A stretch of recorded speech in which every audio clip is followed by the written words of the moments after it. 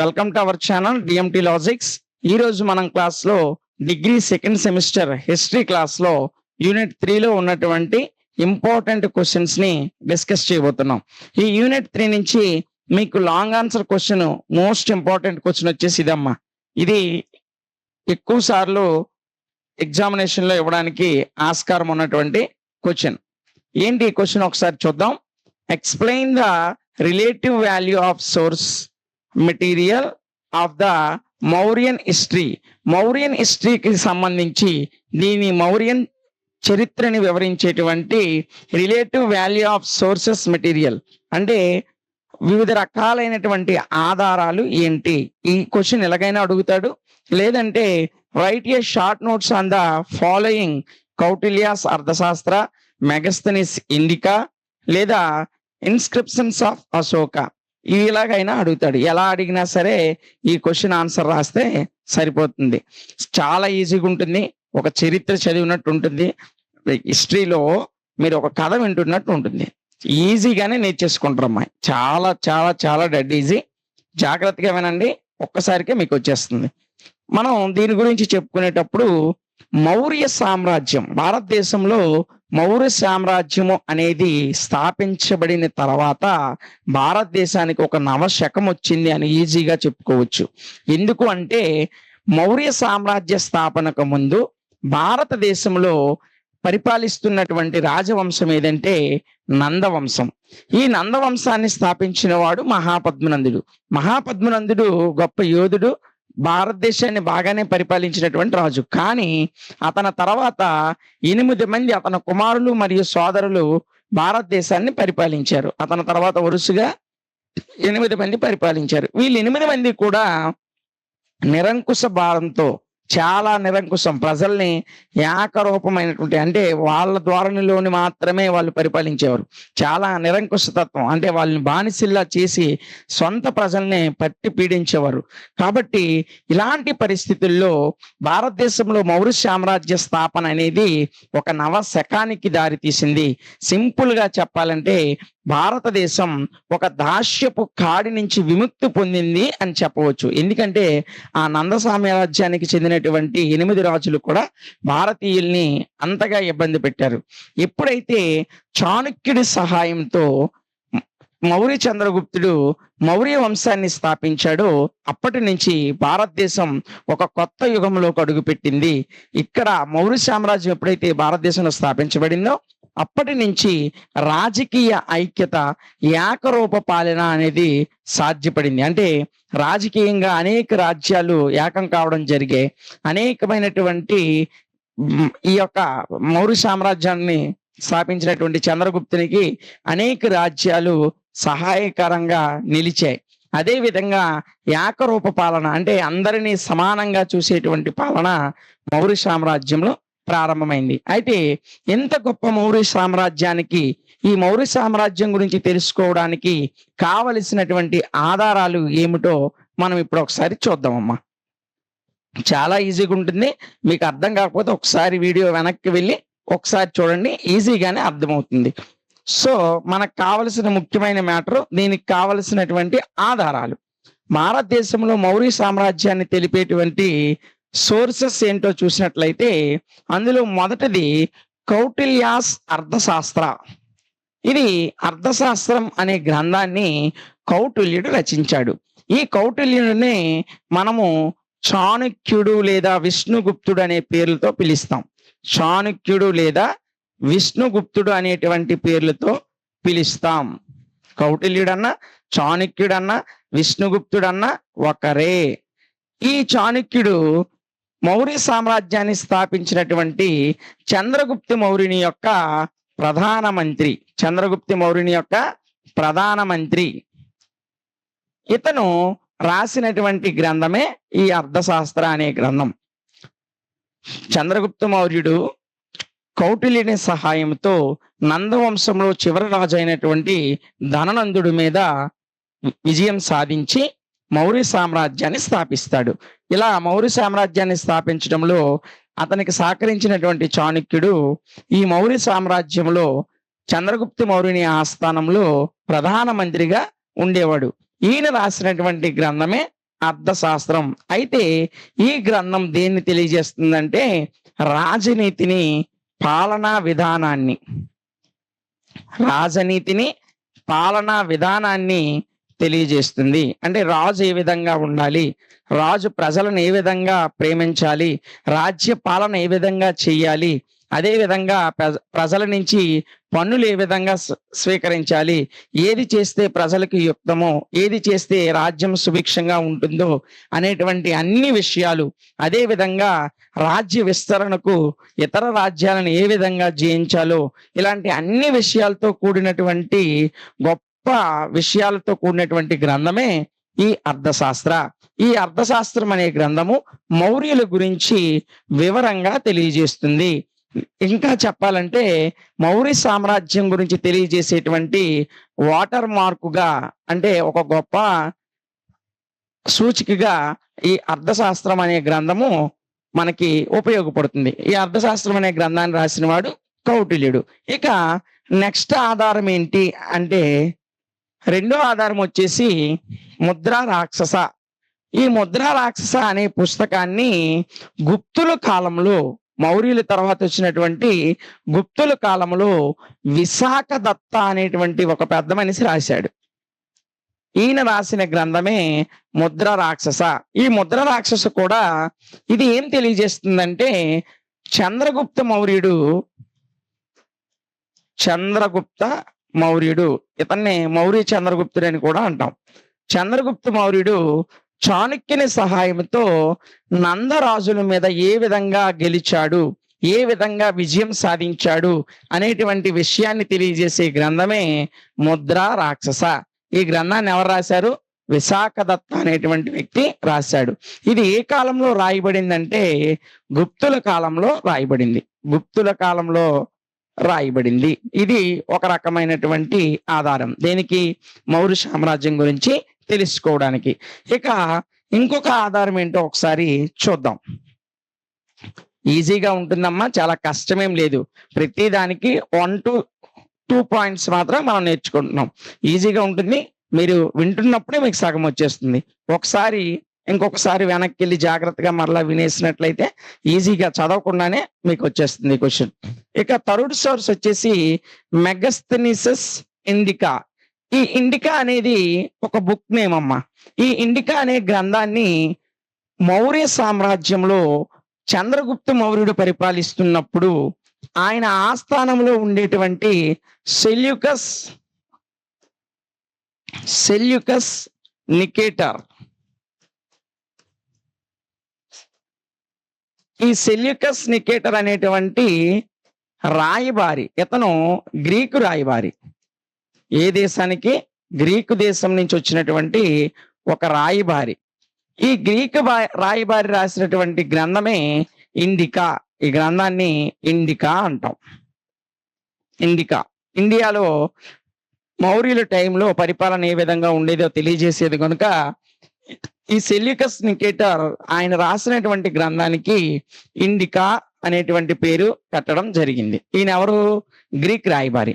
ఇతను భారతదేశాన్ని దోచుకోవడానికి వచ్చినటువంటి గ్రీకు చక్రవర్తిని చంద్రగుప్త మౌర్యుడు ఓడించినప్పుడు ఆయనతో చంద్రగుప్త మౌర్యుడు ఓడించిన తర్వాత సంధి చేసుకోవడం వల్ల ఆ గ్రీకు చక్రవర్తి తన కుమార్తెని ఈ చంద్రగుప్త మౌర్యుడికి వివాహం చేస్తాడు.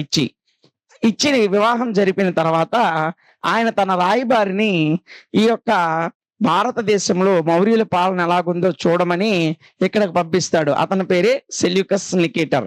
ఈ సెల్యూకస్ నికేటర్ చంద్రగుప్తుడు మౌర్యుని యొక్క ఆస్థానంలో ఉండి ఇండికా అనేటువంటి గ్రంథాన్ని రాస్తాడు. అయితే ఈ గ్రంథము ఆనాటి మౌర్యుల యొక్క పాలనను తెలియజేస్తుంది. మౌర్యులు ఏ విధంగా పరిపాలన చేశారు, అదే విధంగా మౌర్యుల కాలంలో ఉన్నటువంటి 7 కుల వ్యవస్థలు ఏ విధంగా ఉండేవి, అదే విధంగా భారతదేశంలో బానిసత్వం లేకపోవడాన్ని గురించి, భారతదేశంలో మౌర్యులు పరిపాలించేటప్పుడు ఏం లేదు, బానిసత్వం లేదు. అలా బానిసత్వం లేకపోవడాన్ని, భారతదేశంలో మౌర్యుల కాలంలో కుల వ్యవస్థలు ఏ విధంగా ఉండేవి, అదే విధంగా మౌర్యుల యొక్క పాలన ఏ విధంగా ఉందో ఈ అన్ని విషయాల గురించి ఈయన కూలంకషంగా రాసినటువంటి గ్రంథమే ఇండికా. ఈ ఇండికా అనే గ్రంథం కూడా మౌర్యుల యొక్క పాలన గురించి తెలియజేసేటువంటి ఒక రకమైనటువంటి ఆధారం.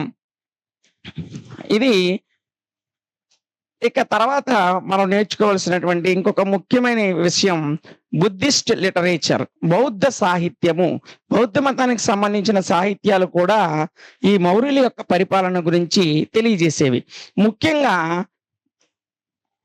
ఈ బౌద్ధ మతానికి చెందినటువంటి జాతకాస్ అంటే జాతకాలు అని పిలువబడేటువంటి బౌద్ధ మత గ్రంథాలు ఏవైతే ఉన్నాయో ఈ గ్రంథాలు మౌర్యులు బౌద్ధ మతాన్ని ఏ విధంగా పోషించారు, బౌద్ధ మత వ్యాప్తికి మౌర్యులు ఏ విధంగా కృషి చేశారు అనేటువంటి విషయాలని ఈ బౌద్ధ మతానికి చెందినటువంటి జాతకాలు అనే గ్రంథాలలో రాయబడింది.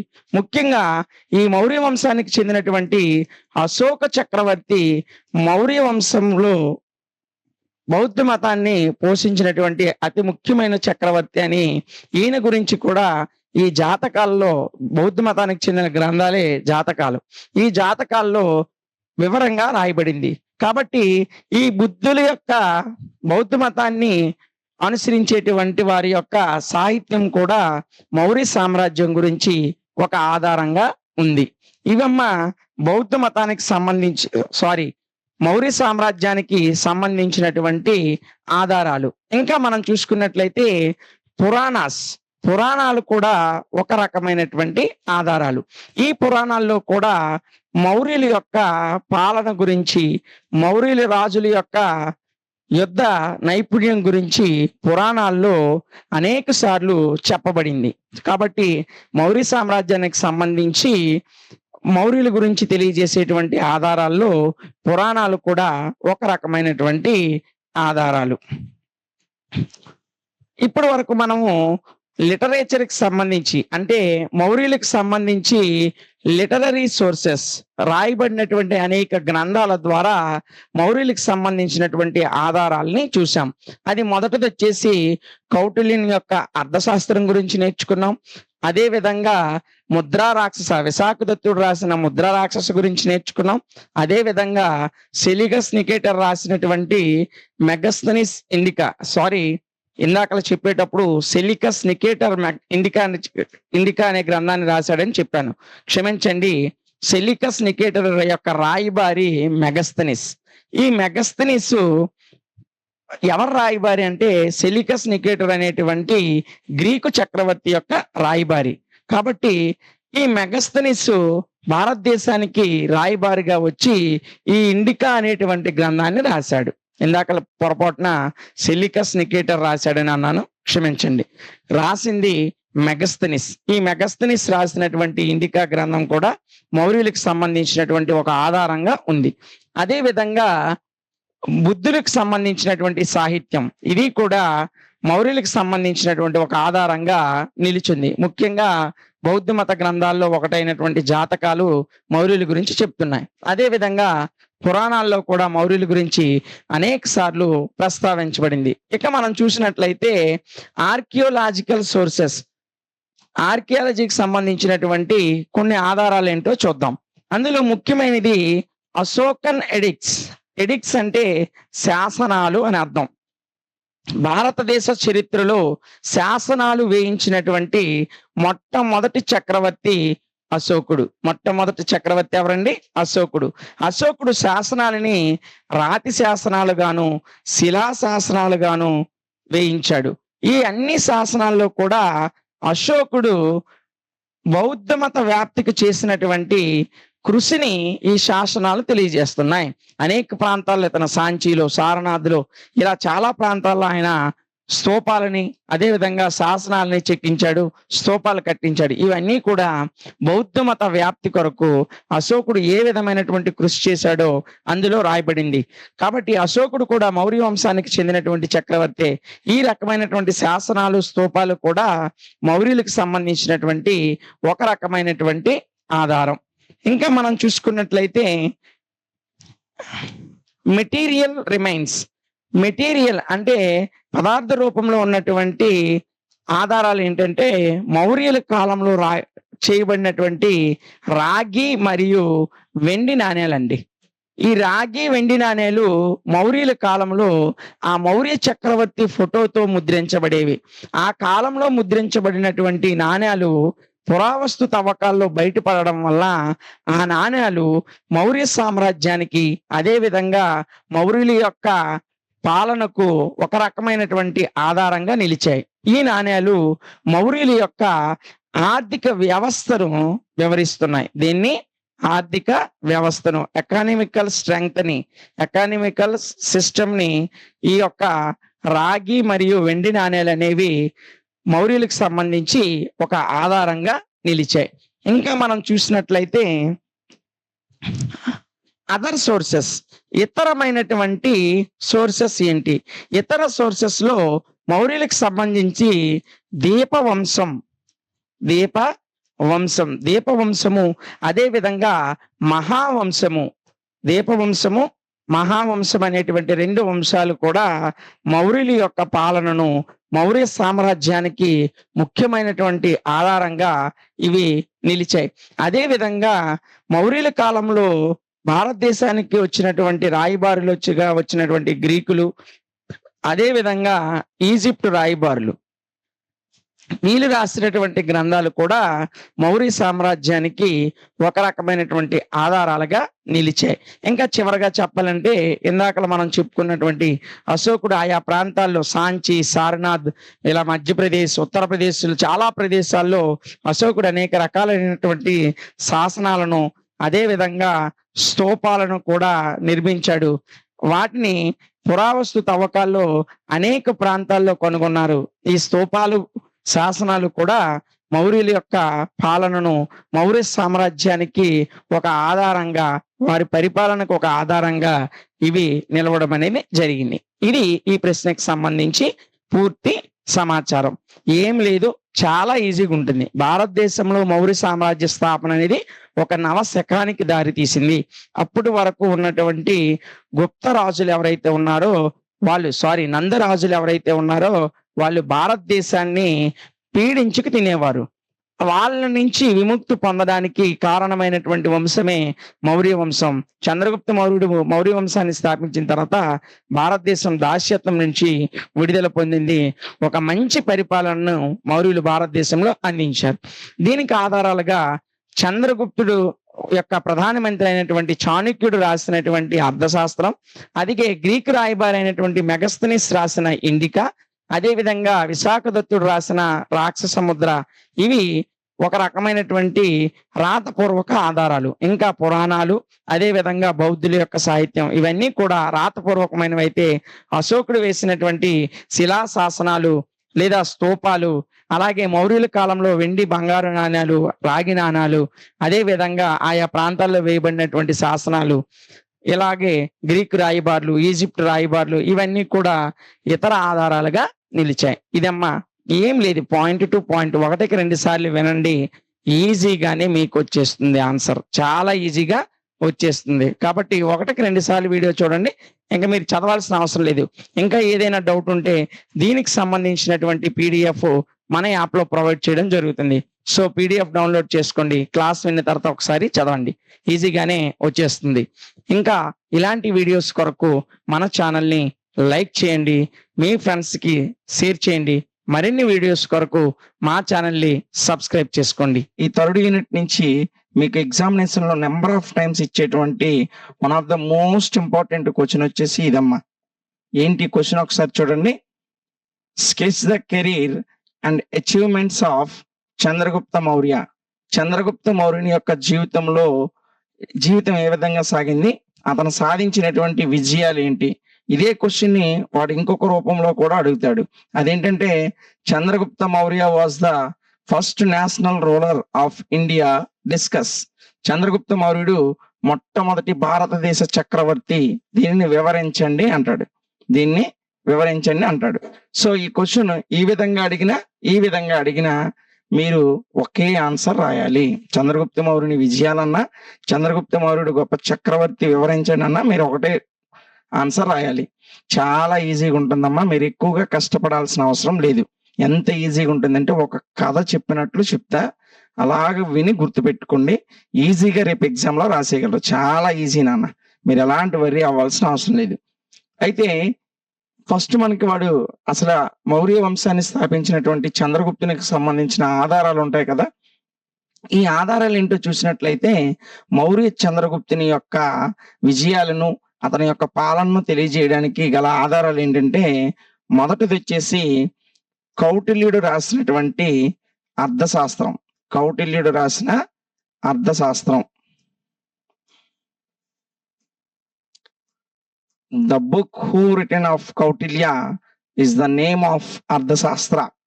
ఈ అర్థశాస్త్రము అనేటువంటి గ్రంథము చంద్రగుప్త మౌర్యుని యొక్క పరిపాలనకి ఒక ఆధారముగా ఉంది. ఇంకా రెండోది చూసినట్లయితే ఇండికా అనేటువంటి గ్రంథాన్ని గ్రీక్ రాయబారి అయినటువంటి మెగస్థనీస్ అనేటువంటి ఆయన రాశాడు. మెగస్థనీస్. ఈ మెగస్థనీస్ రాసినటువంటి ఇండికా అనేటువంటి గ్రంథం కూడా ఈ మౌర్య చంద్రగుప్తుని యొక్క పరిపాలనకి ఒక ఆధారం. వీటితో పాటు జైనులు, ఆ కాలంలో ఉన్నటువంటి జైన మతస్థులు, అదే విధంగా బౌద్ధులు, జైనులు బౌద్ధుల గ్రంథాలు కూడా చంద్రగుప్త మౌర్యుని యొక్క పాలనకు ఆధారాలుగా ఉన్నాయి. అయితే ఎవరి చంద్రగుప్త మౌర్యుడు అంటే, ఈ మౌర్య చంద్రగుప్తుడిని మనము మౌర్య వంశ స్థాపకుడు అంటాం. మౌర్య వంశ స్థాపకుడు. మౌర్య వంశాన్ని స్థాపించి భారతదేశాన్ని ఏకచక్రాధిపత్యంగా, అంటే భారతదేశం మొత్తాన్ని ఏకం చేసి పరిపాలించినటువంటి మొట్టమొదటి చక్రవర్తి ఎవరు అంటే మౌర్య చంద్రగుప్తుడమ్మ. ఈజీగానే ఉంది కదా. మౌర్య చంద్రగుప్తుని పాలనకు ఆధారాలు ఏంటి? కౌటిల్యుడు రాసిన అర్థశాస్త్రం, మెగస్థనీస్ రాసిన ఇండికా అనేటువంటి గ్రంథాలు, అదే విధంగా ఆ కాలంలో రాయబడినటువంటి జైనులు, అదే విధంగా బౌద్ధులు రాసినటువంటి కొన్ని గ్రంథాలు.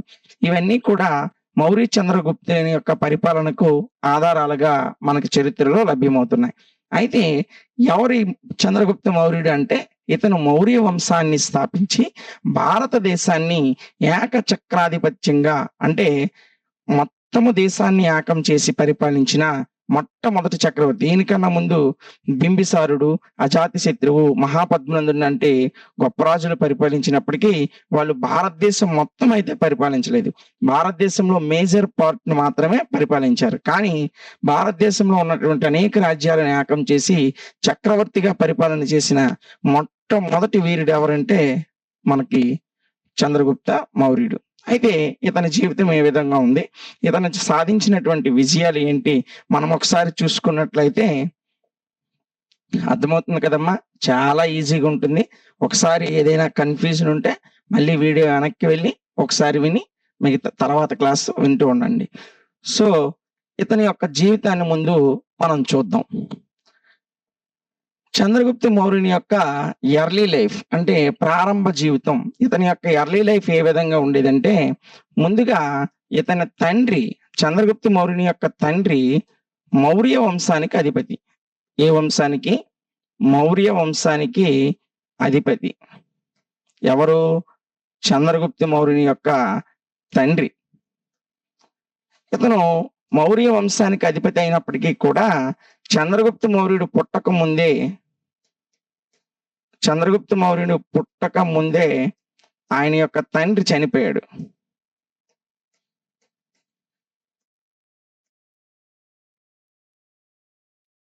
అంటే చంద్రగుప్త మౌర్యుడు తల్లి గర్భంలో ఉన్నప్పుడే, అంటే వాళ్ళ అమ్మగారు ప్రెగ్నెంట్ గా ఉన్నప్పుడే ఆయన యొక్క తండ్రి అనేటువంటి వ్యక్తి చనిపోయాడు.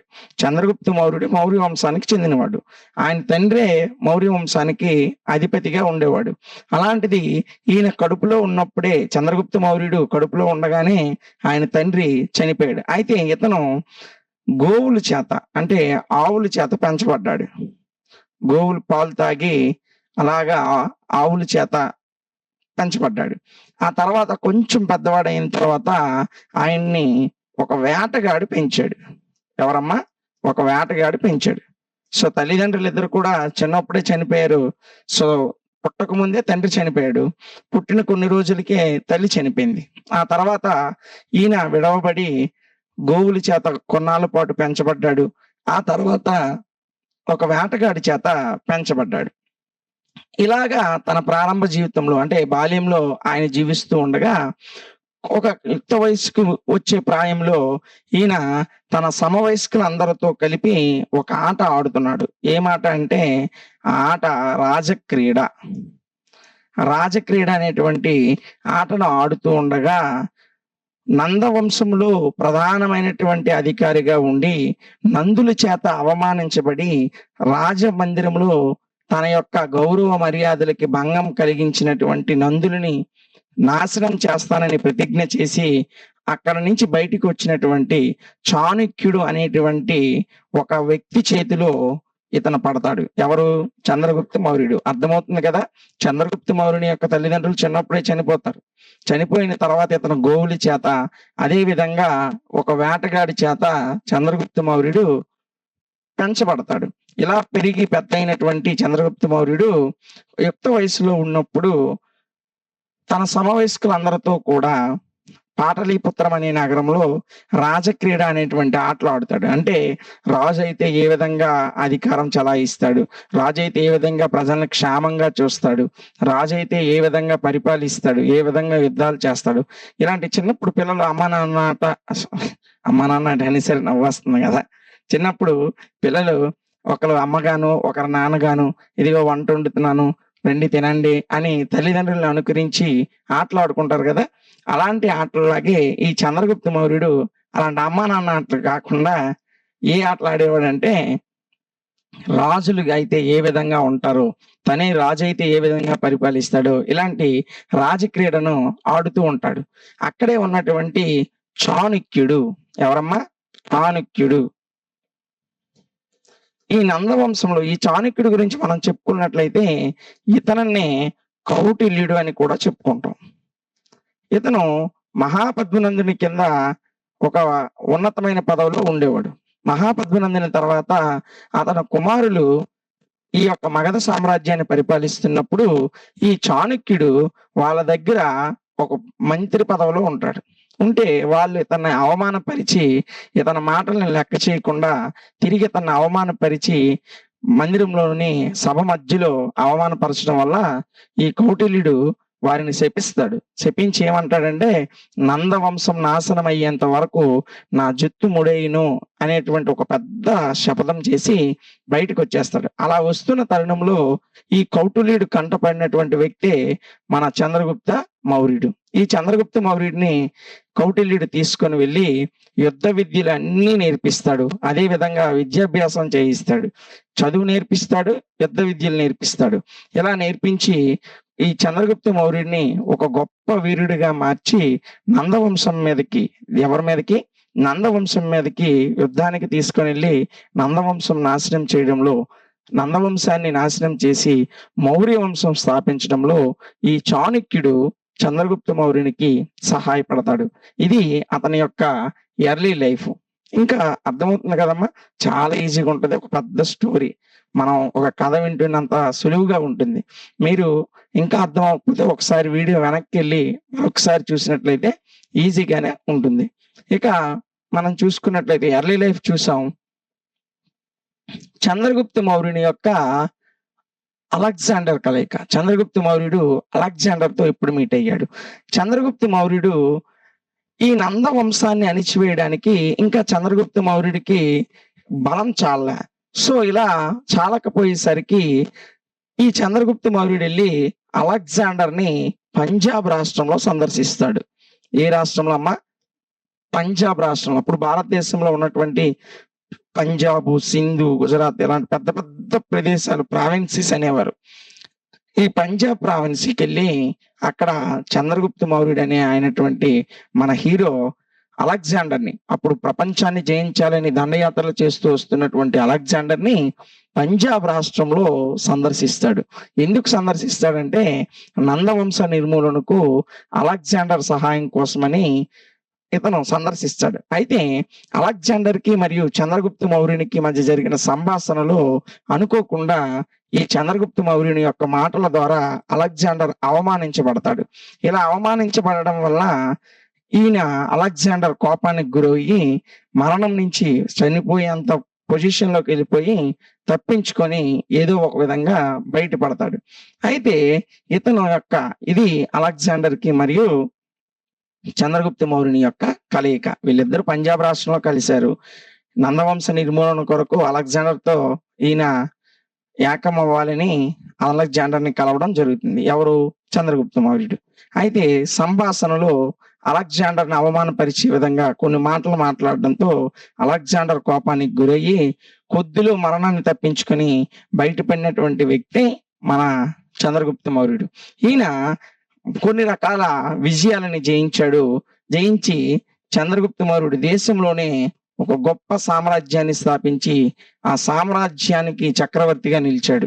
ఏంటి అంటే కాన్క్వెస్ట్ ఆఫ్ చంద్రగుప్త మౌర్య, చంద్రగుప్త మౌర్యుని యొక్క ఆక్రమణ. Conquest of Punjab 323 BC. Punjab రాష్ట్రాన్ని క్రీస్తు పూర్వం 323 సంవత్సరంలో చంద్రగుప్త మౌర్యుడు ఆక్రమించాడు.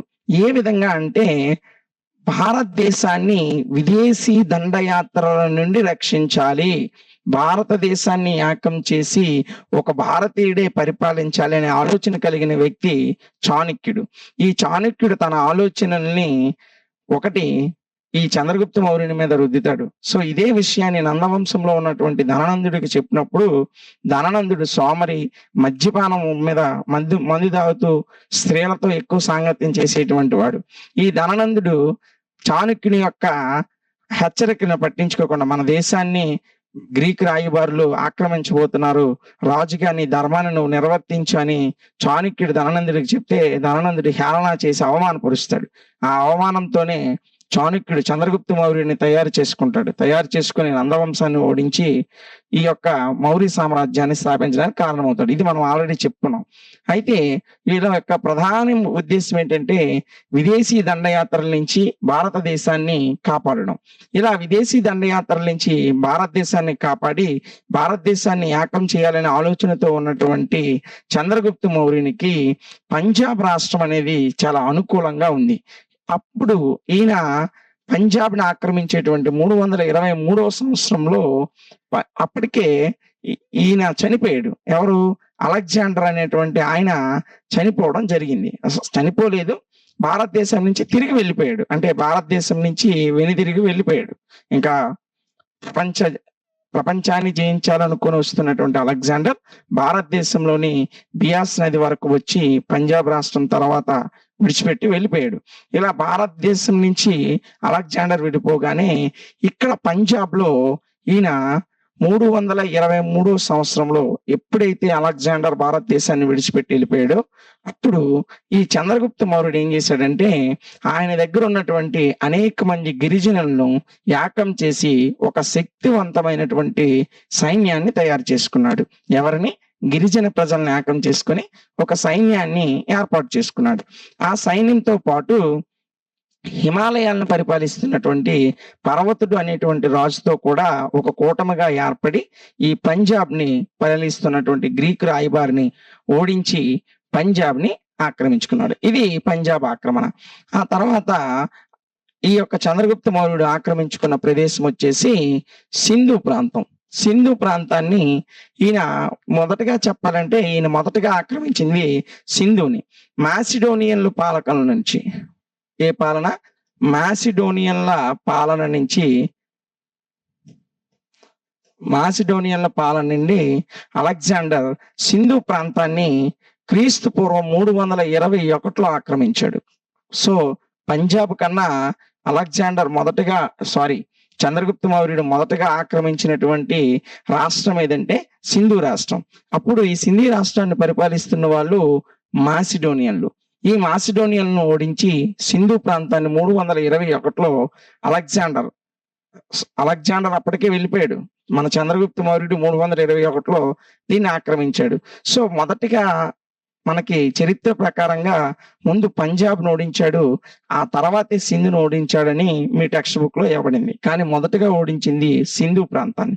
సో మనం టెక్స్ట్ బుక్ వైజ్ గా వెళ్ళాలి కనుక ముందు పంజాబ్ను ఓడించినట్టు చెప్పుకున్నాం. ఆ తర్వాత మాసిడోనియన్ల పాలన నుంచి అలెగ్జాండర్ చంద్రగుప్త మౌర్యుడు క్రీస్తు పూర్వం 321లో సింధు ప్రాంతాన్ని ఓడించాడు. అర్థమైంది కదమ్మా. 323లో అలెగ్జాండర్ భారతదేశాన్ని విడిచిపెట్టి వెళ్ళిపోయిన తర్వాత గిరిజనులతో సైన్యాన్ని ఏర్పరచుకొని పంజాబ్ని ఆక్రమించుకున్నాడు మన చంద్రగుప్త మౌర్యుడు. ఆ తర్వాత దేన్ని ఆక్రమించుకున్నాడు? సింధు ప్రాంతాన్ని ఆక్రమించుకున్నాడు. అర్థమవుతుంది కదమ్మా. చాలా ఈజీగా ఉంటుంది, ఒక కథలాగా ఉంటుంది. 1-2 సార్లు వినండి, చదవకుండానే ఈజీగా రాసేయగలుగుతారు. ఇంకా చూసుకున్నట్లయితే ఇదిగోండి, అలెగ్జాండర్ ఎప్పుడైతే భారతదేశాన్ని విడిచి వెళ్ళిపోయాడు అనుకున్నాడో అప్పుడు చంద్రగుప్త మౌర్యుడు ఇంకా శక్తివంతంగా భారతదేశంలో ఎక్కడెక్కడైతే విదేశీయులు ఏ ప్రాంతాలను పరిపాలిస్తున్నారో వాళ్ళందరినీ ఓడించేసి భారతదేశాన్ని ఒక సువిస్తారమైనటువంటి సామ్రాజ్యంగా నెలకొల్పాడు. చూడండి, overthrow of Nandas and occupation of Pataliputra. అయితే పాటలీపుత్రాన్ని, పంజాబ్ రాష్ట్రాన్ని జయించడానికి, సింధు రాష్ట్రాన్ని జయించడానికి మధ్యలో ఒక ముఖ్యమైన సంఘటన జరిగింది చంద్రగుప్త మౌర్యుని యొక్క జీవితంలో. అదే చాణక్యుని సహాయంతో నందవంశాన్ని ఓడించడం. ఈ నందవంశాన్ని అప్పుడు పరిపాలిస్తున్న నందుడు ఎవరంటే ధననందుడు. ఈ ధననందుడి కాలంలోనే అలెగ్జాండర్ భారతదేశానికి రావడం జరిగింది. ఈ 322లో ధననందుడిని ఈ చంద్రగుప్త మౌర్యుడు చాణక్యుని సహాయంతో, ఎవరి సహాయంతో? చాణక్యుని యొక్క సహాయంతో ధననందుడిని ఓడించి ఈ నందవంశాన్ని నిర్మూలన చేశాడు. నిర్మూలన చేసి భారతదేశంలో ఒక గొప్ప వంశము అయినటువంటి మౌర్య వంశాన్ని స్థాపించాడు. దీంతో నందుల యొక్క పతనం అనేది పూర్తయింది. ఇది ఎప్పుడు? క్రీస్తు పూర్వం 322 సంవత్సరంలో జరిగింది. ఆ తర్వాత అలెగ్జాండర్ మరణం కూడా సంభవించింది అక్కడే. ఇప్పుడు భారతదేశాన్ని ఏకచక్రాధిపత్యం చేస్తున్నటువంటి మన చంద్రగుప్త మౌర్యుడు దక్షిణాదిని కూడా జయించాడు. చంద్రగుప్త మౌర్యుని యొక్క విజయాల్లో దక్షిణాదిని జయించడం అనేది కూడా ఒక గొప్ప విజయం. చాలా గ్రీకు పుస్తకాల్లో గాని, కొన్ని జైన పుస్తకాల్లో గాని దక్షిణాదిని జయించింది బిందుసారుడు అని రాశారు. కానీ వాస్తవానికి ఇది కరెక్ట్ కాదు. దక్షిణాదిని మొదటగా జయించిన వాడు చంద్రగుప్త మౌర్యుడు.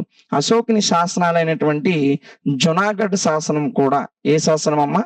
జునాగఢ్ శాసనం కూడా దక్షిణాదిని మొదటగా జయించినటువంటి చక్రవర్తి చంద్రగుప్త మౌర్యుడు అని ఈ శాసనం తెలియజేస్తుంది. ఈ దక్షిణాది జయించిన తర్వాత ఈ యొక్క చంద్రగుప్త మౌర్యుడు జయించినటువంటి గొప్ప విజయం ఏంటంటే డిఫీట్ ఆఫ్ సెల్యూకస్. అలెగ్జాండర్ మనకి 321లో చనిపోయాడని మనం చెప్పుకున్నాం. ఈ 321లో అలెగ్జాండర్ చనిపోయిన తర్వాత భారతదేశాన్ని వాయువ్య భాగంలో కాబూలు, బెల్చిస్తాన్, ఆఫ్ఘనిస్తాన్, ఇప్పుడు భారతదేశ ప్రాంతాలు వాయువ్యంలో ఏ దేశాలు ఉన్నాయో ఆ ప్రాంతాన్ని గ్రీకు కమాండర్ అయినటువంటి సెల్యూకస్ అనేటువంటి ఈ గ్రీకు కమాండర్, ఇతను అలెగ్జాండర్ యొక్క కమాండర్ అమ్మ. ఎవరు? సెల్యూకస్. ఈ సెల్యూకస్ భారతదేశ వాయువ్య ప్రాంతాన్ని పరిపాలిస్తూ ఉన్నాడు. అయితే ఈ సెల్యూకస్ ని క్రీస్తు పూర్వం 305 సంవత్సరంలో మన చంద్రగుప్త మౌర్యుడు ఓడించాడు. ఆయనతో చేసినటువంటి యుద్ధంలో చంద్రగుప్త మౌర్యుని యొక్క పరాక్రమాల ముందు ఈయన సెల్యూకస్ నికోటర్ నిలబడలేకపోయి యుద్ధంలో ఓడిపోయి చంద్రగుప్త మౌర్యునితో ఒక రాజీ చేసుకుంటాడు. ఈ రాజీలో భాగంగా, ఈ ఒప్పందంలో భాగంగా ఈ సెల్యూకస్ నికేటర్ యొక్క కుమార్తెను చంద్రగుప్త మౌర్యునికి ఇచ్చి వివాహం చేస్తాడు. ఈయన యొక్క కుమార్తెనిచ్చి వివాహం చేస్తాడు. వివాహం చేసి ఈయన పరిపాలిస్తున్నటువంటి ప్రాంతంలో కాబూల్ మరియు బెలుచిస్తాన్ లాంటి పెద్ద ప్రాంతాలని చంద్రగుప్త మౌర్యుని వశం చేస్తాడు. ఏ ప్రాంతాలు? కాబూల్, బెలుచిస్తాన్ లాంటి పెద్ద ప్రాంతాలని చంద్రగుప్త మౌర్యుని యొక్క ఆధీనంలోకి పంపిస్తాడు. సో ఈ సెలీకస్ నికేటర్ను ఓడించి ఆయన కుమార్తెను వివాహం చేసుకొని వాయువ్య భాగంలోని కాబూల్, బెల్చిస్తాన్ లాంటి ప్రాంతాలను కూడా చంద్రగుప్త మౌర్యుడు జయించి తన సామ్రాజ్యంలో కలిపేస్తాడు. ఇక తర్వాత ఆయన 305లో ఈ విజయం తర్వాత ఏ విజయం సెలీకస్ నికేటర్ తో విజయం పొందిన 5 సంవత్సరాలకి, అంటే క్రీస్తు పూర్వం 300 సంవత్సరంలో ఈ యొక్క భారతదేశంలో ఒక తీవ్రమైనటువంటి కరువు వస్తుంది. ప్రజలు అన్నపానాలకు కూడా, అంటే భోజనం చేయడానికి కూడా గింజ కూడా లేనటువంటి పరిస్థితి, అంత భయంకరమైనటువంటి కరువు వస్తుంది. ప్రజలు ఆకలితో అలమటిస్తుంటే చూడలేక మన చంద్రగుప్త మౌర్యుడు ఏం చేయాలో పాటుపడక జైన మతాన్ని ఆశ్రయించి ఆ జైన మతంలోకి చేరి దాన్ని అనుసరిస్తూ, జైన మతంలో ఒక వ్రతం ఉంటది, దాన్ని జైన మతంలో ఉన్నటువంటి అతి గొప్ప వ్రతమే సల్లేఖాన. ఇది జైనులు పవిత్రమైనటువంటి వ్రతంగా, ఇది వ్రతం అమ్మ. ఏంటి వ్రతం అంటే, ఆకలితో చచ్చిపోతే తరువాత జీవితంలో లేదంటే స్వర్గాన్ని పొందడము, లేదంటే వచ్చే జన్మలో ఇంకా గొప్ప జీవితాన్ని అనుభవించడము జరుగుతుందని జైనులు విశ్వసిస్తారు. సో ఆ వ్రతం పేరే సల్లేఖాన వ్రతం. ఈ చంద్రగుప్త మౌర్యుడు ప్రజల యొక్క ఆకలి చావుల్ని చూడలేక ఎలా చేయాలి, ఇంకా ఈ కరువు నుంచి దేశాన్ని ఎలా రక్షించాలో పాలుపోక ఇక చేసేదేమీ లేక జైన మతంలో చేరి జైన మతంలోనే గొప్పదిగా భావించేటువంటి ఈ సల్లేఖాన వ్రతం చేస్తూ పంజాబ్లోని శ్రావణ బెలగా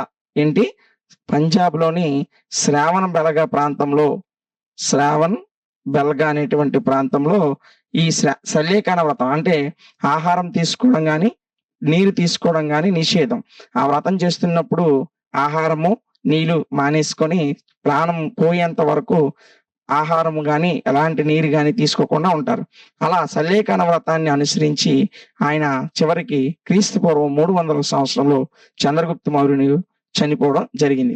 సో మనం చరిత్ర మొత్తం చూసినట్లయితే యుద్ధంలో కాకుండా ప్రజల యొక్క ఆకలి చావులు చూడలేక వ్రతాన్ని అనుసరించి చనిపోయిన ఏకైక చక్రవర్తి చంద్రగుప్త మౌర్యుడు. ఇది చంద్రగుప్త మౌర్యునికి సంబంధించిన డీటెయిల్డ్ ఇన్ఫర్మేషన్. చాలా ఈజీగా ఉంటుంది, ఒక మంచి కథలాగా ఉంటుంది. మీరు 1కి 2 సార్లు చూస్తే చాలా ఈజీ, ఫస్ట్ టైమే మీకు బాగా అర్థమైపోతుంది. చాలా ఈజీ అమ్మా, ఎలాంటి కంగారు లేదు.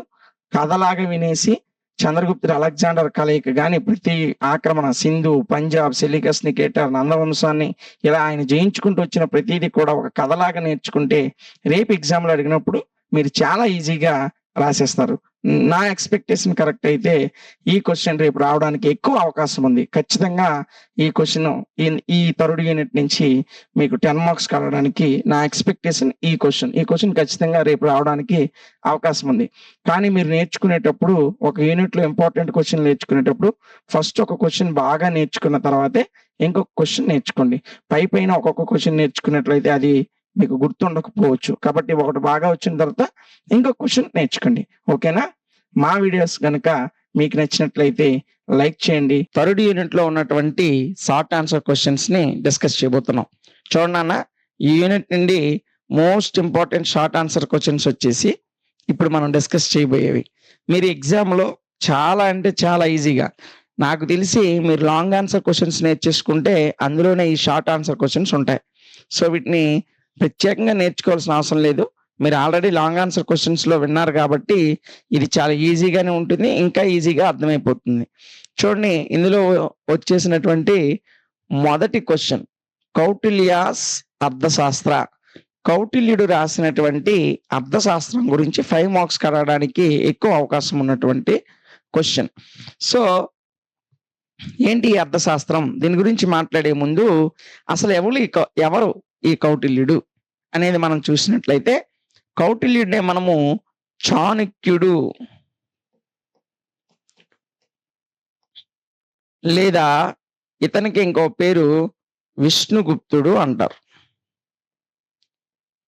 కౌటిల్యుడినే మనం చాణక్యుడు లేదా విష్ణుగుప్తుడు అంటాం. ఈ కౌటిల్యుడు లేదా చాణక్యుడు అనబడే ఈయన చంద్రగుప్త మౌర్యుని యొక్క ఎవరండి? చంద్రగుప్త మౌర్యుని యొక్క ప్రధానమంత్రి. ఏ మంత్రి? ప్రధానమంత్రి. అసలు వీళ్ళిద్దరికి సంబంధం ఏంటో మనం లాంగ్ ఆన్సర్ క్వశ్చన్స్ దగ్గర డిస్కస్ చేసాం. చంద్రగుప్త మౌర్యుడిని కౌటిల్యుడు యుద్ధ విద్యల్లో తయారు చేసి మంచి యుద్ధ విద్యలు విద్యాభ్యాసం నేర్పించి నందవంశ పాలకుడైనటువంటి ధననందుడిని ఎవరిని? ధననందుడిని ఓడించి మౌర్య వంశాన్ని చంద్రగుప్త మౌర్యుని చేత స్థాపింప చేసిన వాడే ఈ చాణక్యుడు. ఈజీగా ఉంటుందమ్మ, చాలా ఈజీ. ఒక కథలాగా మనం చాణక్యుడినే కౌటిల్యుడు అని అంటాం, విష్ణుగుప్తుడు అని అంటాం. కన్ఫ్యూజ్ పడక్కర్లా, ఈయనకు ఉన్నటువంటి ఇతర పేర్లు అవి. ఈ చాణక్యుడు చంద్రగుప్త మౌర్యుని చారదీసి ఆయనకి యుద్ధ విద్యలు నేర్పించి అప్పుడు భారతదేశాన్ని పరిపాలిస్తున్నటువంటి రాజు ఎవరైతే ఉన్నాడో ఆ ధననందుడిని ఓడించి భారతదేశంలో మౌర్య వంశాన్ని స్థాపింపజేసిన వాడే చాణక్యుడు. స్థాపించిన వాడు ఎవరంటే చంద్రగుప్త మౌర్యుడు. అర్థమైంది కదా? ఈ చంద్రగుప్త మౌర్యుని యొక్క ప్రధానమంత్రి ఈ కౌటిల్యుడు. క్లియర్? అర్థమైంది కదమ్మా? ఇక ఈ కౌటిల్యుడు నందవంశ నిర్మూలనలో ఎందుకు అంత పగతనకి అంటే ఈ చాణక్యుడు చాలా దేశభక్తి కలిగిన వాడు. విదేశీ దండయాత్రల నుంచి భారతదేశాన్ని రక్షించుకోవాలి, ఇతరులు మన దేశ సంపదని దోచుకోకూడదు అనేటువంటి అభిప్రాయం కలిగిన వ్యక్తే ఈ కౌటిల్యుడు లేదా చాణక్యుడు అనేటువంటి ఈయన నందవంశంలో కూడా ఒక మంచి అధికారిగా ఉండేవాడు, అంటే ఒక మంత్రిగా ఉండేవాడు. మహాపద్మనందుడు భారతదేశాన్ని పాలించేటప్పుడు బాగా పాలించేవాడు. ఆయన తర్వాత ఆయన సోదరులు, ఆయన కుమారులు మొత్తం 8 మంది నందులు భారతదేశాన్ని పాలించారు. అయితే వీళ్ళలో చివరివాడైనటువంటి ఈ ధననందుడు ఉన్నాడు చూశారు. ఈ ధననందుడి దగ్గరికి వెళ్ళి చాణక్యుడు భారతదేశాన్ని గ్రీకులు ఆక్రమించుకోబోతున్నారు, నీవు రాజువు కాబట్టి నీ కర్తవ్యాన్ని నిర్వర్తించి దేశం గ్రీకుల బారిన పడకుండా కాపాడని అన్నప్పుడు ఈయన కొంచెం మద్యపాన ఆసక్తి కలిగినవాడు, అంటే ఎక్కువ డ్రింకర్, అదే విధంగా స్త్రీలతో సహవాసం కలిగినవాడు. దానికి లోనే నిండు సభలో చాణక్యుడిని అవమానపరుస్తాడు. అప్పుడు చాణక్యుడు ఒక శపథం చేస్తాడు, నందవంశాన్ని నిర్మూలన చేసేంత వరకు నిన్న తల వెంట్రుకలను ముడివేయను అని ఈ చాణక్యుడు శపథం చేస్తాడు. అలా నందవంశ నిర్మూలనకు చంద్రగుప్త మౌర్యుడిని తయారు చేసి నందవంశాన్ని నిర్మూలన చేయడంలో ప్రముఖ పాత్ర పోషించిన వాడే ఈ కౌటిల్యుడు. ఇది మీకు అర్థం అవ్వాలని మొత్తం స్టోరీ చెప్పాను. అయితే మనకు కావాల్సింది అది కాదు, జస్ట్ చాణక్యుడు ఎవరు? చాణక్యుడినే కౌటిల్యుడు, విష్ణుగుప్తుడు అంటాం. ఇతను చంద్రగుప్త మౌర్యుని యొక్క ప్రధానమంత్రి. ఇతను నందవంశ నిర్మూలనలో ప్రముఖ పాత్ర పోషించాడు. ఇది మనకి కావలసినటువంటి షార్ట్ ఆన్సర్కి ఇస్తే ఈ మాత్రం రాస్తే సరిపోతుంది. అయితే ఇప్పుడు మనం దేని గురించి మాట్లాడుకోవాలి? ఈ అర్థశాస్త్రం అనే గ్రంథం గురించి మాట్లాడుకోవాలి. దేని గురించి? అర్థశాస్త్రం అనే గ్రంథం గురించి మాట్లాడుకోవాలి. ఈ అర్థశాస్త్రం అనే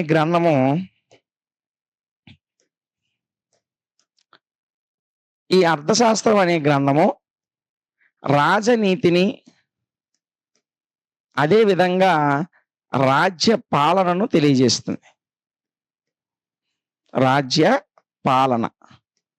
ఈ అర్థశాస్త్రం అనే గ్రంథం ఏదైతే కౌటిల్యుడు రచించాడో, కౌటిల్యుడు రచించినటువంటి ఈ అర్థశాస్త్రం అనే గ్రంథము రాజనీతిని లేదా రాజ్య పాలనను, ఈ 2 విషయాలని ఈ అర్థశాస్త్రం అనే గ్రంథం వివరిస్తుంది. రాజనీతి ఎలాగుండాలి, ప్రజలను ఏ విధంగా పాలించాలి, ఎవరితో స్నేహం చేయాలి, ఎవరిని శిక్షించాలి, రాజ్య విస్తరణ కొరకు ఏ విధమైనటువంటి దండయాత్రలను చేయాలి, ఇతర రాజుల నుంచి కుట్రల నుంచి తన యొక్క పదవిని ఏ విధంగా కాపాడుకోవాలి, ఏ విధంగా చేస్తే తన సింహాసనం మీద రాజు చిరకాలం ఉంటాడు, ఇలాంటి అన్ని విషయాలను కూడా క్రోడీకరించి ఈయన రాసినటువంటి గ్రంథమే అర్థశాస్త్రం. ఎవరు రాశారు? ఇది కౌటిల్యుడు. ఇతను ఎవరు ప్రధానమంత్రి? చంద్రగుప్త మౌర్యుని యొక్క ప్రధానమంత్రి. ఈయన అర్థశాస్త్రం అనే గ్రంథాన్ని రాసి ఆ గ్రంథం ఆధారంగా చంద్రగుప్త మౌర్యుని చేత పరిపాలన చేయించాడు. అందుకే చంద్రగుప్త మౌర్యుని పరిపాలన భారతదేశ చరిత్రలో ఒక మంచి పరిపాలనగా నిలిచింది. అయితే ఈ అర్థశాస్త్రం అనే గ్రంథానికే మరో పేరు ఉందమ్మా. ఆ పేరే దండనీతి. దండనీతి. రాజ్యంలో తప్పులు చేసిన వారిని శిక్షించడమైన, శత్రువులను అణిచివేయడమైన, రాజ్యంలో ఉంటూ వెనక జరిగే కుట్రలను అణిచివేయడం అన్న ఈ అన్ని విషయాలు కూడా తెలియజేసేది రాజనీతి. అదే విధంగా ప్రజలు ఏ విధంగా పరిపాలిస్తే సుభిక్షంగా ఉంటారు, సంతోషాలతో ఉంటారు. అదే విధంగా రాజ్యాన్ని శక్తివంతమైనదిగా, అదే విధంగా రాజు యొక్క ధనాగారము ఆర్థికంగా బలంగా ఏ విధంగా ఉండాలి, అలా ఉండాలంటే ఏ విధమైనటువంటి పన్నులు విధించాలి, ఆ పన్నులు సామాన్య ప్రజలకు కష్టంగా ఉండకూడదు, అలాగని రాజ్య ధనాగారానికి లోటు ఉండకూడదు. ఇలాంటి అన్ని విషయాలను కూడా క్రోడీకరించి రాసిన గ్రంథమే అర్థశాస్త్రం. దీనికి ఉన్న మరొక పేరేంటి? దండనీతి. దీనికి ఉన్న మరో పేరు దండనీతి. ఈ యొక్క అర్థశాస్త్రాన్ని భారతీయ రాజకీయ వ్యవస్థలో భారతీయ రాజకీయ వ్యవస్థలో ఒక హై వాటర్ మార్కుగా చెప్పుకోవచ్చు. High water mark. మీకు వాటర్ మార్క్ అంటే తెలుసు. ఏంటి వాటర్ మార్క్ అంటే? దాన్ని ఎవరు చెరిపివేయలేరు అని. కాబట్టి భారతీయ రాజకీయ వ్యవస్థలో చెరిపివేయలేనటువంటి ఒక గొప్ప గ్రంథం ఏదైనా ఉంది అంటే అది అర్థశాస్త్రం. ఒక గొప్ప గ్రంథం అర్థశాస్త్రం. ఈ అర్థశాస్త్రం కౌటిల్యుడు సంస్కృత భాషలో రాశాడు. ఏ భాషమ్మా? సంస్కృత భాషలో రాశాడు. ఈ అర్థశాస్త్రం అనే గ్రంథంలో 6000 శ్లోకాలు ఉంటాయండి. ఎన్ని వేల శ్లోకాలు? 6000 శ్లోకాలు ఉంటాయి. అర్థశాస్త్రం గ్రంథం రాయబడిన భాష సంస్కృత భాష. ఇందులో ఉన్న శ్లోకాల సంఖ్య 6000 శ్లోకాలు ఉంటాయి. ఈ ఈ అర్థశాస్త్రం అనే గ్రంథాన్ని శ్యామశాస్త్రి, ఎవరు? సీమశాస్త్రి కాదు, శ్యామశాస్త్రి. ఈ శ్యామశాస్త్రి అనే ఆయన ఆంగ్లంలోకి ట్రాన్స్లేట్ చేశాడు. అంటే ఇంగ్లీష్ భాషలోకి ట్రాన్స్లేట్ చేశాడు. అర్థశాస్త్రాన్ని ఇంగ్లీష్లోకి ట్రాన్స్లేట్ చేసింది ఎవరు అంటే శ్యామశాస్త్రి అని మనం చెప్పాలి. ఇది అర్థశాస్త్రానికి సంబంధించినటువంటి అనేక విషయాలని, అంటే ఆర్థికంగా రాజ్యం ఏ విధంగా ఉండాలి, రాజకీయంగా ఏ విధంగా ఉండాలి, అన్ని విషయాలని క్రోడీకరించి రాయబడినటువంటి గ్రంథమే ఈ అర్థశాస్త్రం. అర్థమైంది కదమ్మా? చాలా ఈజీగా ఉంటది. ఒకసారి మీరు విని ఇంకొకసారి అలా పైన చూసుకున్న ఈజీగానే ఎగ్జామ్ లో రాసేస్తారు. చూడండి, కరెక్ట్ గా నేను ఈ క్వశ్చన్ మొత్తం 5 to 6 పాయింట్స్ లో చెప్తా. కౌటిల్యుడిని చాణక్యుడు లేదా విష్ణుగుప్తుడు అంటారు. ఇతను చంద్రగుప్త మౌర్యుని యొక్క ప్రధానమంత్రి. ఇతను నందవంశ నిర్మూలనలో ప్రముఖ పాత్ర పోషించాడు. అదే విధంగా ఈయన రాసిన గ్రంథాన్ని అర్థశాస్త్రము లేదా దండనీతి అంటారు. ఇది రాజనీతిని, రాజ్య పరిపాలనను తెలియజేస్తుంది. సంస్కృతంలో రాయబడింది. 6000 శ్లోకాలు ఉన్నాయి. దీన్ని ఆంగ్లంలోకి అనువదించినటువంటి వ్యక్తి శ్యామశాస్త్రి.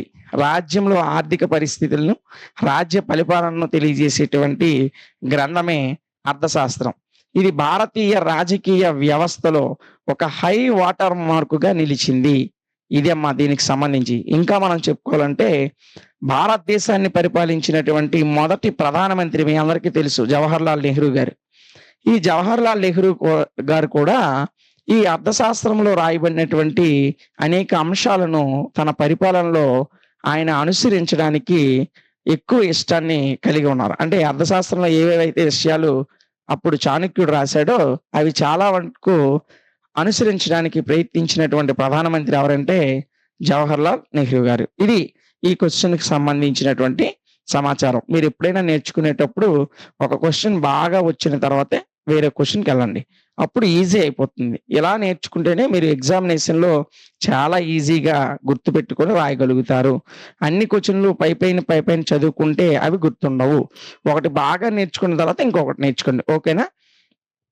ఈ యూనిట్ లో ఉన్నటువంటి ఇంకొక షార్ట్ ఆన్సర్ మనం చూసినట్లయితే ఇంకొకటి ఈ కళింగ యుద్ధము అంటాం తెలుగులో. ఈ కళింగ వార్ అనేది కూడా ఈ యూనిట్ 3 నుంచి షార్ట్ ఆన్సర్ క్వశ్చన్ రావడానికి ఎక్కువ అవకాశం ఉన్నటువంటి క్వశ్చన్. అసలు ఏంటి ఈ కళింగ వార్ అంటే, ఈ కళింగ వార్ అనేది అశోకుని యొక్క కాలంలో జరిగినటువంటి ఒక గ్రేటెస్ట్ వార్.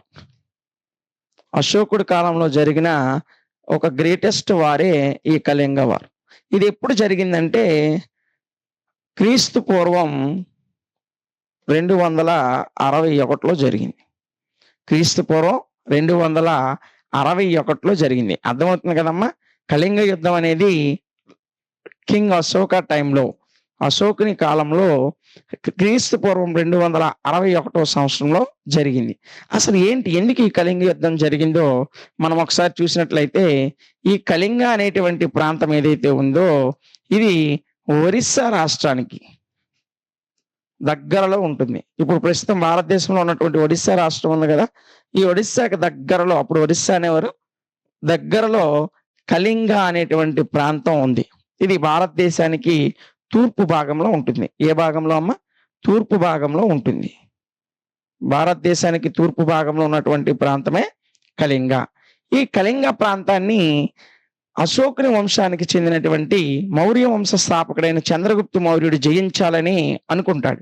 అయితే ఈ కళింగ ప్రాంతాన్ని చంద్రగుప్త మౌర్యుడు జయించలేడు. ఆయన తర్వాత ఆయన కుమారుడు బిందుసారుడు, ఆయన తర్వాత వచ్చిన వాడే అశోకుడు. ఈ అశోకుడు ఈ యొక్క చంద్రగుప్త మౌర్యుని యొక్క మనమడు. అశోకుడు ఎవరి మనమడు? చంద్రగుప్త మౌర్యుడి యొక్క మనమడు. ఈ యొక్క అశోకుడు ఎవరైతే ఉన్నారో తన తాత ప్రయత్నించినటువంటి కళింగ జయించాలి అనేటువంటి ఉద్దేశాన్ని నేను నెరవేరుస్తాను అనుకొని కళింగని జయించాలని తన యొక్క సైన్యాన్ని మొత్తం కళింగ ప్రాంతం మీదకి యుద్ధానికి పంపిస్తాడు. ఈ యుద్ధం ఎప్పుడు జరిగిందమ్మా? క్రీస్తు పూర్వం 200 బీసీ 261 బీసీ 261 అంటే అశోకుడు రాజుగా పట్టాభిషేకం పొందిన 8 సంవత్సరాల తర్వాత, ఎన్ని సంవత్సరాల తర్వాత? 8 సంవత్సరాల తర్వాత ఈ కళింగ యుద్ధం అనేది జరిగింది. ఈ కళింగ యుద్ధానికి గల ప్రాముఖ్యత ఎందుకు? అసలు చంద్రగుప్త మౌర్యుడైనా అశోకుడైనా కళింగ ప్రాంతాన్ని ఎందుకు జయించాలనుకున్నారంటే, రాజకీయ పరంగానైనా వాణిజ్య పరంగానైనా కళింగ అనేది ఒక ప్రాముఖ్యత కలిగినటువంటి ప్రాంతం. రాజకీయ పరంగా వాణిజ్య పరంగా కళింగ అనేది ఒక ప్రాముఖ్యత కలిగినటువంటి ప్రాంతం. ఎందుకు సార్ అంటే, ఈ కళింగ ఏదైతే ఉందో అంటే తూర్పున ఉన్నటువంటి ఒరిస్సా రాష్ట్రంలో ఒకప్పుడు కళింగ రాజ్యంగా ఉండేది. ఈ కళింగ రాజ్యము సముద్రానికి దగ్గరగా ఉండడం వల్ల వాణిజ్య పరంగా అప్పటి రోజుల్లో చాలా ఎక్కువ అవకాశం కలిగినటువంటి ప్రాంతం. అంటే విదేశాలతో ఎగుమతులు దిగుమతులు చేయాలన్నా, మన దేశంలో లభించేటువంటి వస్తువులను ఇతర దేశాలకు పంపడం, ఇతర దేశాల నుంచి మేలుజాతైన గుర్రాలను గాని ఏనుగులు గాని సముద్ర మార్గం ద్వారా తెప్పించుకోవడానికి కళింగ ప్రాంతం అనువైనటువంటి ప్రాంతం. వాణిజ్యపరమైనటువంటి వ్యాపారాలు చేయడానికి కూడా కళింగ అనేది అనుకూలమైనటువంటి ప్రాంతం. అదే విధంగా రాజకీయ పరంగా కూడా కళింగ అనేది ఒక శక్తివంతమైనటువంటి ప్రాంతంగా ఆ రోజుల్లో ఉండేది. అందువలన ఈ కళింగని జయించాలని చంద్రగుప్త మౌర్యుడు, అదే విధంగా ఆయన మనవడైనటువంటి అశోకుడు ప్రయత్నించారు. చంద్రగుప్త మౌర్యుడి వల్ల అవ్వలేదు ఈ యుద్ధం. ఎవరి వల్ల అయిందంటే అశోకుని వల్ల అయింది. అశోకుడు క్రీస్తు పూర్వం 261లో ఈ కళింగ ప్రాంతాన్ని జయించాడు. అయితే ఇక్కడ అసలు ట్విస్ట్ ఉంది. ఏంటి అంటే, భారతదేశ చరిత్రలో యుద్ధంలో గెలిచి యుద్ధాలకి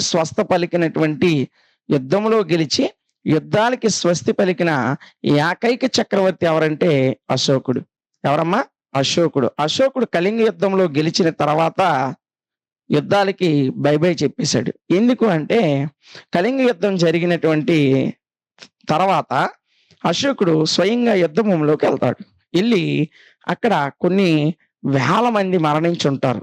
కొన్ని లక్షల మంది గాయాలతో రక్తసిక్తమైపోయి, కాళ్ళు తెగిపోయి, చేతులు తెగిపోయి, ఒళ్ళల్లా కత్తిపాట్లతో రక్తం కారుతుంటే ఆ యుద్ధ భూమిలో పడిపోయి ఉండడం అశోకుడు చూస్తాడు. చూసి ఇంత దారుణమైనటువంటి హింస, ఇంత రక్తపు ముద్దలతో కూడినటువంటి ఈ విజయాన్ని నేను ఏ విధంగా ఆస్వాదించగలను? ఇంత రక్తపు మాంసాన్ని నేను ఏ విధంగా తినగలను? ఇంత ఘోరమైనటువంటి హింసకు నేనే కారకుడినయ్యాను. ఇలా జయించినటువంటి రాజ్యం నాకేం ఆనందాన్ని ఇస్తుంది అనేటువంటి అనేక ఆలోచనలతో అశోకుడు మదన పడిపోయాడు. ఇంత ఘోరాన్ని తన కళ్ళారా చూసి, ఒక యుద్ధం జరిగినప్పుడు ఇన్ని వేల మంది చనిపోతున్నారు, ఇన్ని లక్షల మంది గాయాల పాలవుతున్నారు, వారి కుటుంబాలు అన్యాయం అయిపోతున్నాయి, వారి కుటుంబాలు చిన్నాభిన్నమైపోతున్నాయి, ఎంతో మంది భర్తలను కోల్పోయారు, ఎంతో మంది పిల్లలు వాళ్ళ తండ్రులను కోల్పోయారు, ఎంతో మంది తల్లిదండ్రులు వాళ్ళ పిల్లల్ని కోల్పోయారు, ఇది అంతటికీ నేనే కారణమయ్యానని చెప్పి ఇక హింసను విడిచిపెట్టి బౌద్ధ మతం వైపు, ఏ మతం వైపు అమ్మా? బౌద్ధ మతం వైపు అశోకుడు తన యొక్క ప్రయాణాన్ని మలుపు తిప్పాడు. అంటే అప్పటి వరకు రాజుగా అనేక ప్రాంతాలను జయించినటువంటి అశోకుడు కళింగని జయించి, అప్పుడు కళింగ అనేది అతి పెద్ద యుద్ధం. ఈ యుద్ధంలో కొన్ని లక్షల మంది గాయాలయ్యి 50,000 మందికి పైగా చనిపోయారంటే మించుమించు మిగతా టెక్స్ట్ బుక్కుల్లో చూసినట్లయితే 1,00,000 మంది చనిపోయారని ఉంటది. మీకు ఇచ్చినటువంటి దాంట్లో ఒక 50,000 పైగా చనిపోయారని ఇచ్చాడు. సో ఏదైనా సరే లక్షల మందికి గాయాలయ్యాయి. 1,00,000 మంది వరకు చనిపోయారు. ఇంత దారుణ హింసకాండని కళ్ళారా చూసినటువంటి అశోకుడు యుద్ధాలకి స్వస్తి పలికి బౌద్ధ మతాన్ని స్వీకరించి అహింస వ్యాప్తి కొరకు ఏ వ్యాప్తమ్మా? అహింస.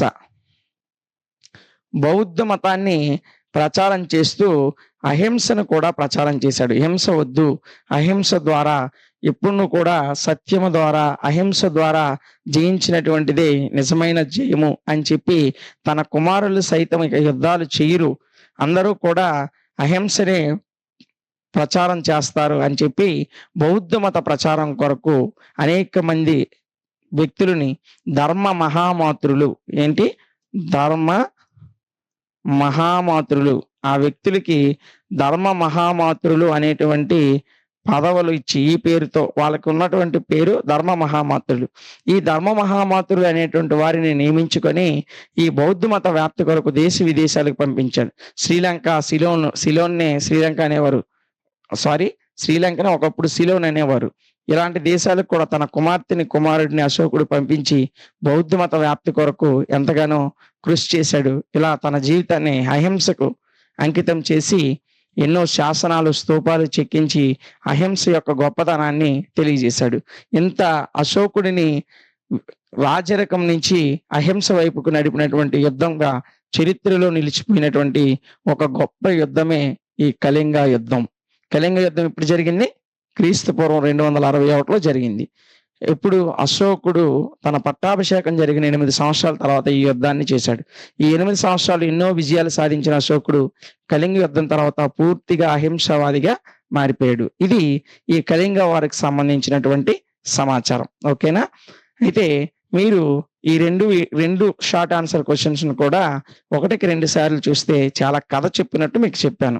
చాలా ఈజీగా ఉంటుంది.